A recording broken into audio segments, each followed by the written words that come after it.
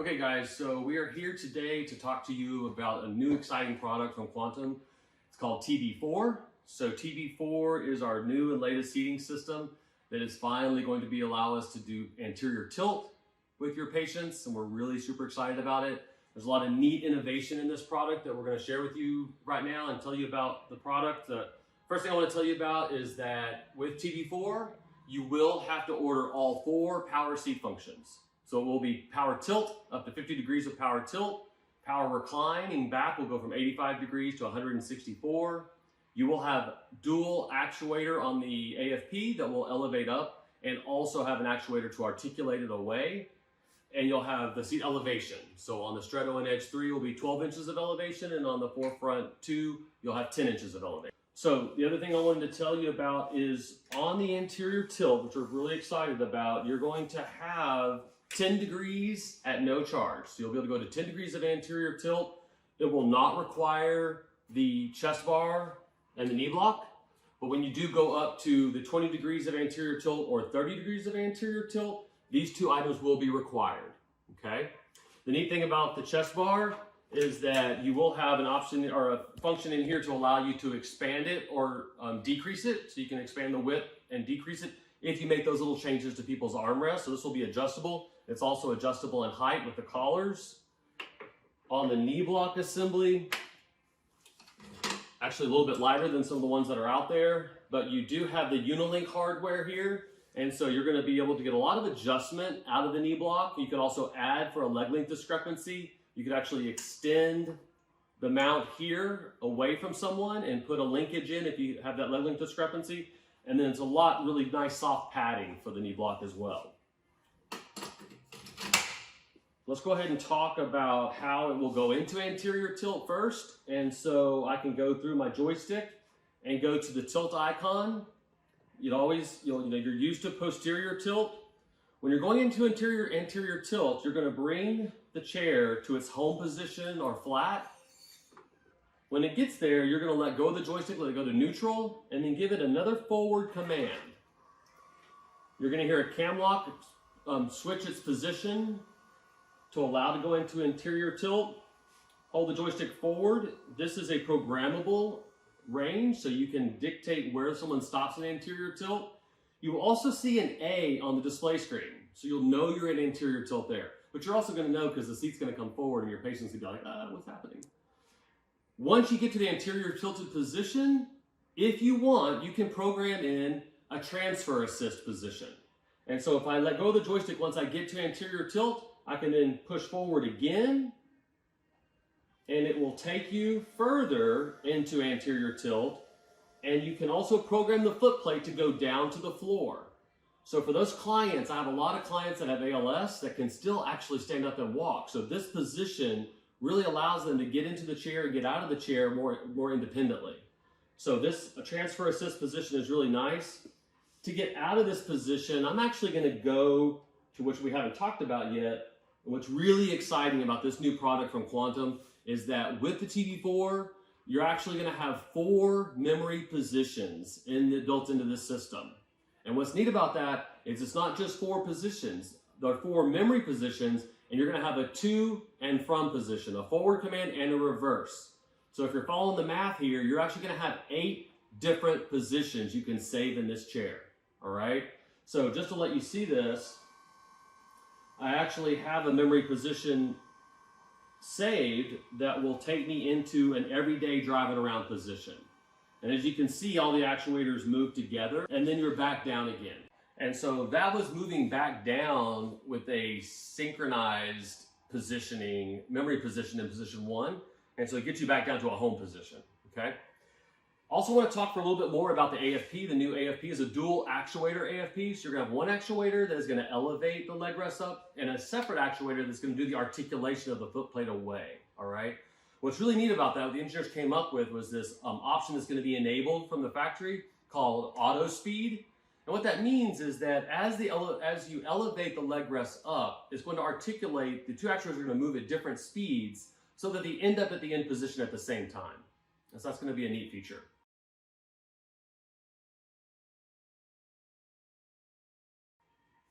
Okay, let's talk a little bit more about the memory positions. There's a lot you can do here, guys. It's a really exciting time at Quantum. Okay, so now we're gonna go into one of the memory positions. It's actually memory 3 on this chair that we've programmed, just so you can see what the anterior tilt will look like. And so I actually have it latched, so you can give it one command. You don't have to latch it, but it's a nice way for someone with decreased hand function or strength just to give it one command and we'll take them to that position. And you can see what we've done here is we've actually elevated the seat up and moved this client into an anterior position. I love anterior tilt. I love how it really gets your pelvis forward. It gets your trunk forward. It gets you into a ready position socially, but also functionally. Your OTs out there are gonna love that aspect of it. And so in this position, they're ready to do stuff. If they want to come back out of it, we've actually programmed the reverse commands. Remember that there are two options for a forward command and a reverse command. So I'll give a reverse command. I have it latched also, and we're going to go from that anterior tilted position to a pressure relieving position.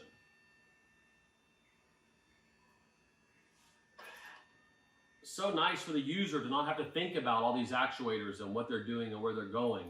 Just being able to give one command to go from a ready functional position to now taking care of their skin. Your OTs are gonna love it. So the next thing I wanna show you, which is really exciting, is that through the programming of the chair and the actuators, you actually have the ability to do either synchronized movement of the actuators or sequential. So sequential is what we've done here. I wanna just show this to you. So give one command, I have it latched, and this is gonna be an optimal pressure relieving position for the patients. And so it is going to always tilt first. Tilting first helps gravity keep someone's hips back in the chair. Whenever you open up the hip flexors, a lot of people might have some muscle tone that causes spasticity or spasms. They might kick forward, which causes them to slide forward in their chair. Tilting first helps keep them back. The legs then extend. All of these angles and ranges you see are all programmable. They don't have to go all this way. You get to dictate that. Elevate the legs up helps keep someone's hips back in the chair also. Then the recline opens up. And this is an optimal, great pressure relieving position. And the client doesn't have to remember what order to do it in, it does it for them. Then you can give it another command and it will come back out of it sequentially also. So the back will come up first, keeping someone's hips positioned back in the chair. Then the legs will come down to whatever range you want to. And once the legs come all the way down, then the chair will untilt itself. And that's the proper way to get back into a pressure relieving position and then back up again, where your user's hips are gonna stay back in the chair, your therapist is gonna be happy, and then they're gonna be functioning a lot better in their chair long term.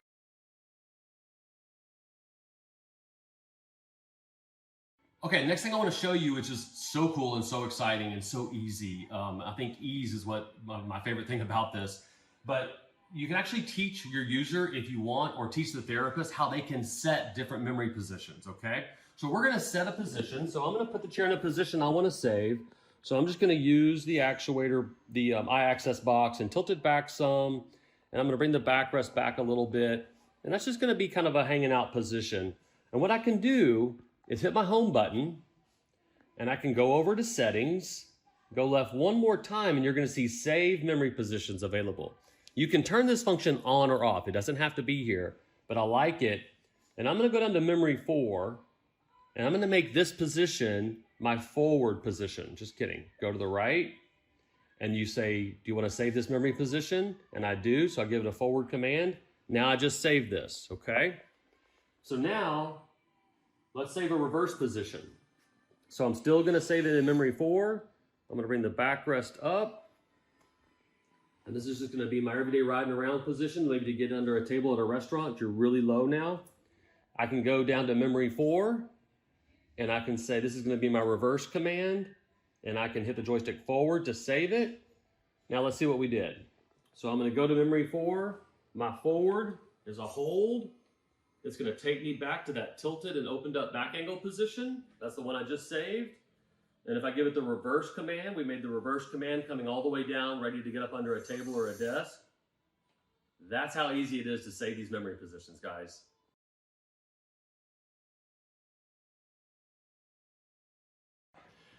Okay, so we want to talk now about how does the evaluation process work for an anterior tilt chair. And there's a lot of questions that have to be answered before you take the product in somewhere to trial it with somebody. The things that I want to know as a clinician and as a representative of the product is the first thing I want to know that the therapist knows the patient really well. What are the range of motion? Are there any restrictions in range of motion? Do they have autonomic dysreflexia?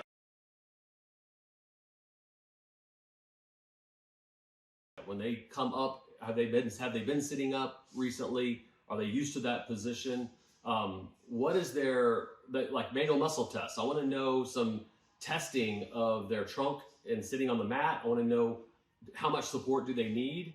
I want to know if there's any restrictions in their ankle mobility, because sometimes getting into an anterior tilted position, number one, you're going to have a lot more pressure at the knee and more pressure at the foot, believe it or not. So I want to make sure that their bone density can handle that. So a bone density test, or getting authorization from the doctors and physicians that they can handle that kind of pressure in those areas. I want to know that it's something that the patient's interested in. I don't want the therapist to be the one dictating that. I want to show it to them. So now we're just going to kind of go through the evaluation process and just kind of fitting the client to the chair. And so you definitely want to take the time to make sure that all the adjustments are just right. So making sure that the foot plate is high enough. With anterior tilt, you really want to pay attention also to the foot plate angle adjustment. So making sure that the angle of the foot plate matches someone's foot. So if they have an AFO on and it puts their foot at a certain angle, take the time to adjust that foot plate up to give them full coverage across their foot. That's going to make them feel a lot more stable in the chair. And y'all should have the clinician, remember we talked about have the clinician there with you, so you should have two eyes on this situation of what's happening, what could happen as you're getting into anterior tilt. Yeah, don't feel like you're taking all the responsibility on yourself, okay? No, so like here, I'm already sitting, like my feet are not appropriately supported. And then let's say Todd brought this as a demo. Well, that obviously is not going to work out. I should not have this much space between my knees. I think you have the good rule of thumb of... Yeah, typically whenever you're getting someone ready to go in anterior tilt, you want the knee block to be about a hand's or 2 hands width of distance away. You can stack your hands on each other, and if I can fit that between Alex's knee and the padding, that's probably a good starting point most of the time. And also for the height of it, ideally, you want the top of the pad to be at the top of the lower leg bone. I really don't want this right over the kneecaps, because whenever someone is going into an anterior position, I want the lower leg supported and I want the knee free to move. I don't want pressure right against the knee, okay? So have that knee block right at the top of the lower leg bone. And then we can put the chest bar in place. And so I'll drop that in. I think the height's fine there. I think the height of the chest bar is a comfort level. I would want to have it where if they did fall forward, it would stop them. I think it's a good idea also to go ahead and have a chest strap for these evaluations. I think having extra supports is not a bad thing. Alex also talked about having an extra set of laterals available, some thigh supports available, because when someone does go into that anterior position, you're taking gravity out of the picture for them. And so they're going to come forward and maybe have a little bit more instability. So you want to make sure you have the support surfaces there to support them in that anterior position.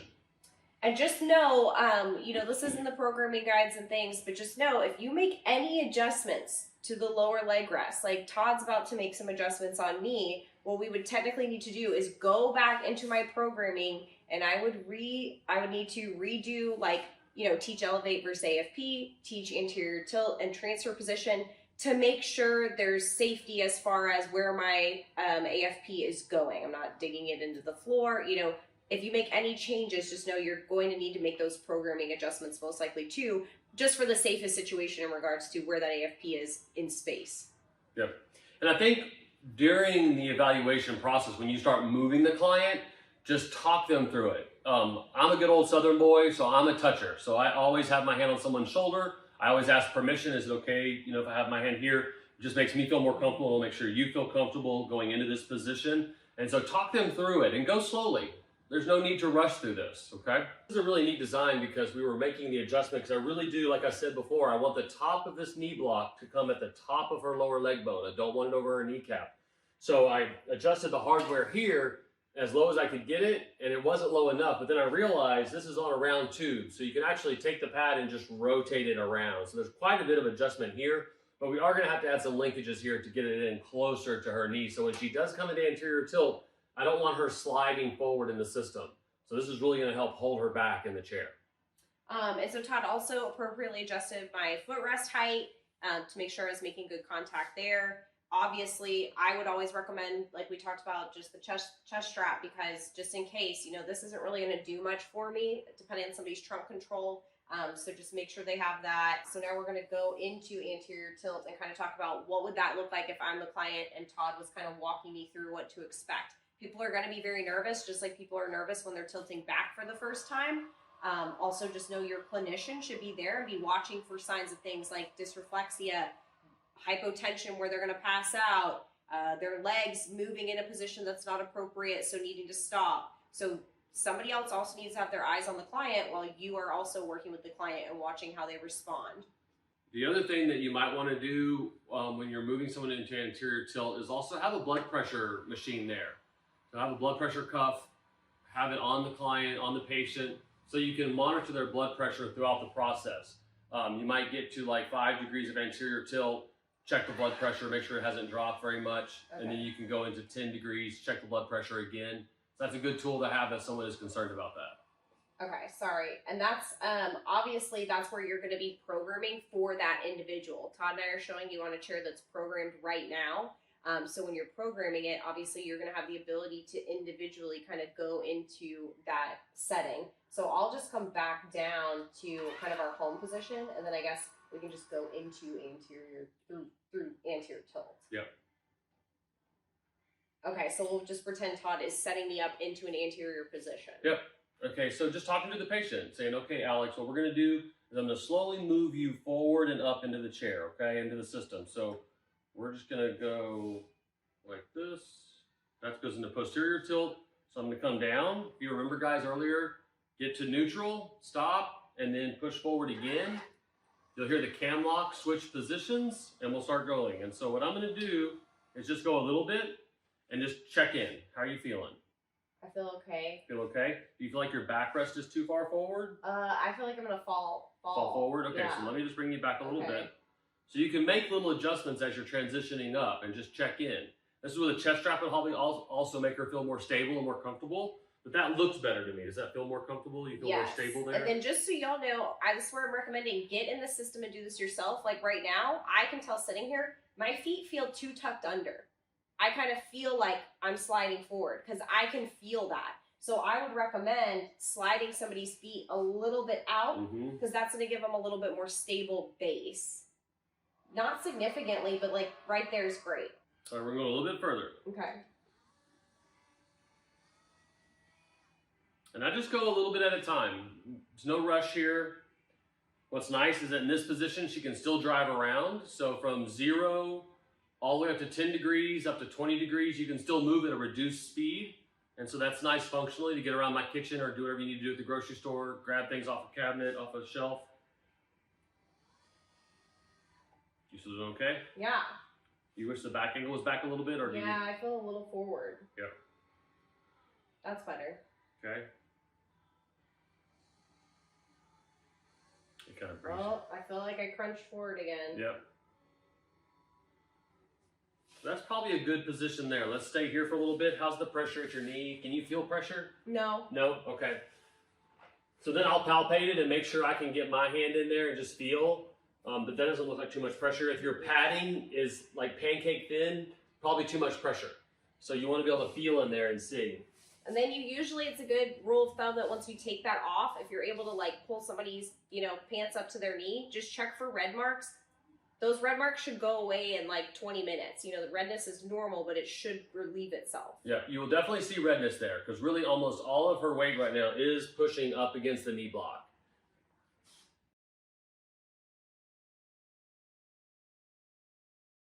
Something that Todd and I were just talking about that happens most often if people are coming into this position for the first time or, whatever's going on physiologically, a lot of times it is normal that people's blood pressure will drop.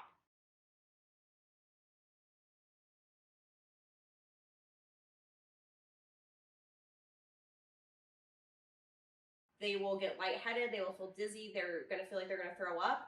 and they immediately need to come back down or get into a tilted position. That's not going to happen very fast, but we're going to talk through, like, you know, Todd's used to this of explaining what's going to happen with the system when somebody's not feeling good. So let's say I'm not feeling good. I feel faint. My therapist is, you know, with the blood pressure machine. Yep, and she's looking flush. You can kind of tell someone starts to zone out, or their eyes start to roll back, and they're starting to lose it. Just say, okay, stay with me. Just take some deep breaths. We're going to get back as fast as we can. We'll get your legs up, okay? Okay. So just take some deep breaths. The system doesn't move real fast. And that's something else I'll do during the initial coming up into anterior tilt is I will ask them to tell me if they start to feel bad immediately, because the system doesn't move quickly. So I need you to tell me immediately if you start to feel your blood pressure drop or start to see stars or anything that will make you think you might pass out. And so you still with me? Yeah. Okay, all right. Just take some deep breaths. I'll get her back as fast as I can. Take the knee block off, and I'll raise her legs up. And that will help the blood flow get back up to her brain and bring her back to me. Oh, I feel so much better. Okay, good. And just so y'all know, you could also, like, that's where if you had already kind of done the main things of, like, you know, teach the legs to the floor, you could, before an evaluation, just program one of those memory positions as a home. So that way that when I was in that position, if Todd would have already been at my evaluation and he knew, oh, my, you know, memory 1, if I pull back, is going to bring us to a reclined position or something. Yeah. You know, you could have that preset to try to get there a little more quickly if it is your synchronized memory profile versus how you had to see. Todd had to bring me down, wait, get that cam walk to shift back, then tilt. So just be prepared for that and think through what's going to work best for you timeliness wise. Yep.